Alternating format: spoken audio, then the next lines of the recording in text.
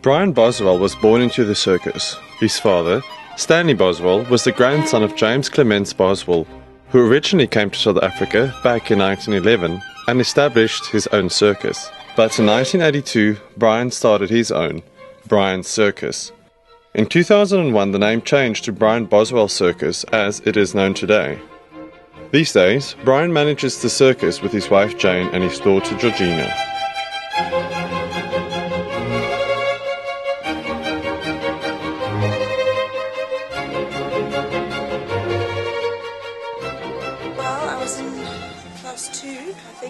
When the circus started, and we always used to come on school holidays. And then when I left school, I tried to do something else, and I studied and I did a few things, and then I just ended up spending too much money on petrol trying to drive to where the circus was.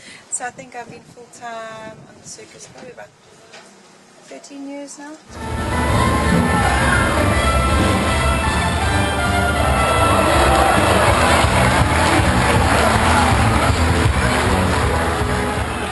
You do the lions, as far as I understand. Exactly. How long have you been doing that? So working with wild animals, I'm doing now for 12 years. And did you sort of, how do you become a lion tamer? Just by chance. Just by chance. My career started actually, well, I must say since I'm a child, I'm so much in love with animals, all kinds. And I never find a way to make a job where I can work with animals. So before I was a dancer. And one way I was on the way to the work on the motorway in Germany, and I crossed somebody, or he crossed me, because he was taking over and making me signs to stop. So I said, why not? And it was one guy, he worked in the circus. So that was my first thing how I met the circus.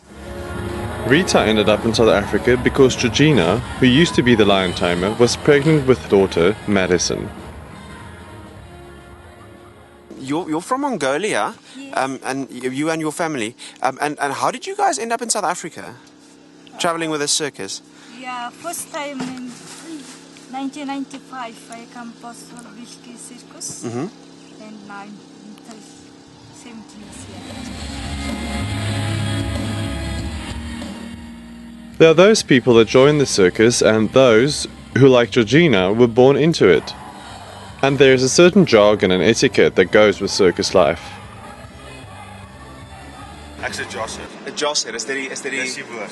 Vir 'n ou wat nie 'n sirkusmens is nie, maar nou 'n sirkusmens is. As jy gebore in 'n sirkus is, Ja. as jy 'n sirkus soos Georgina. Ja.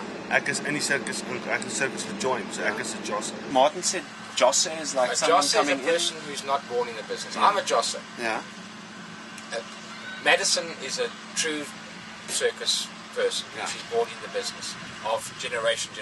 Is there some sort of discrimination between true bloods and Jossers? Well, I suppose there is, yes.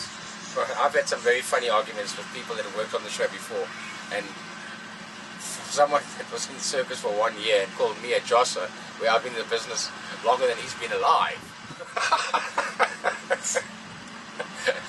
Dis seker moeilik vir 'n buitepersoon om aanvanklik aan te kom. Dit was moeilik in die begin. Dit my so, jy weet, vat so 3 maande, wat jy gewoond raak aan alles, en mense, weet, almal wil jy wys hoe om goed te doen, en weet, so goed wat gebeur die hele tyd.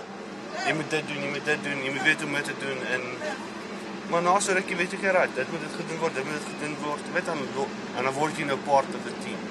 And some other examples of jargon? The toba. What does a toba look like? That'll be somebody asking about the site we're going to tomorrow, meaning what does the circus site look like? Is it full of grass? Have they cut the grass? Toba. That means the circus site. Life on the road can be quite tiring, constantly travelling, but not everyone minds the change. So the traveling aspect itself, was it hard getting used to the lifestyle, packing up every day or nearly every day? No, that's why I say who's making circus, he was really choosing that life. Otherwise you wouldn't accept it, because it's quite hard. You really have to love it to do it.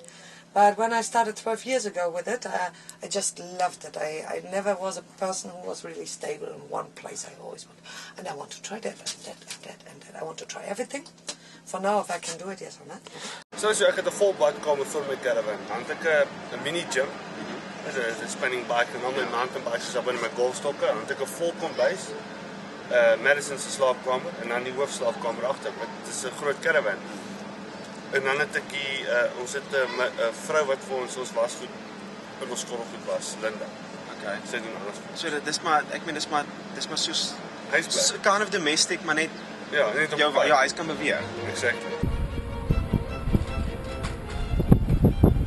You all have the same washing machine or the same make of washing machine. What do you enjoy most about life on the road? The changing. That it's not going in too much a routine.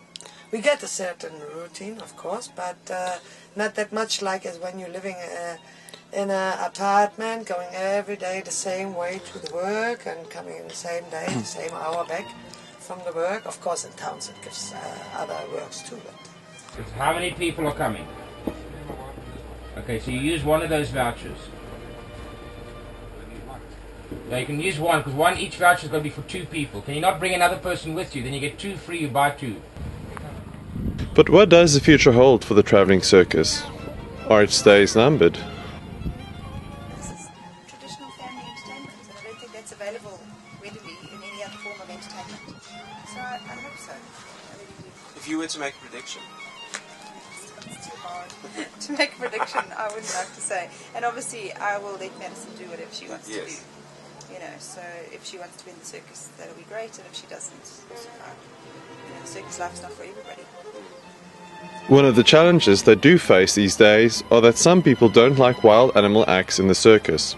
I don't believe those days are over. I believe there will always be a need for circuses, travelling circuses. However, the biggest problem here, which I'm sure everybody's aware of, is we're going into an era now where there are a lot of outside people, not in the business, that don't want animals in the circus. Now, traditionally, for hundreds of years, animals have been used in the circus. Unfortunately, a lot of circuses have treated animals so badly that they've gained a reputation, and circuses become synonymous with, oh, don't go to the circus because they don't treat the animals well. Now, it's like a bunch of people. There'll be one bad apple in the group which will spoil it for everybody else. There are more circuses in the world that take very good care of the animals than there are circuses that don't.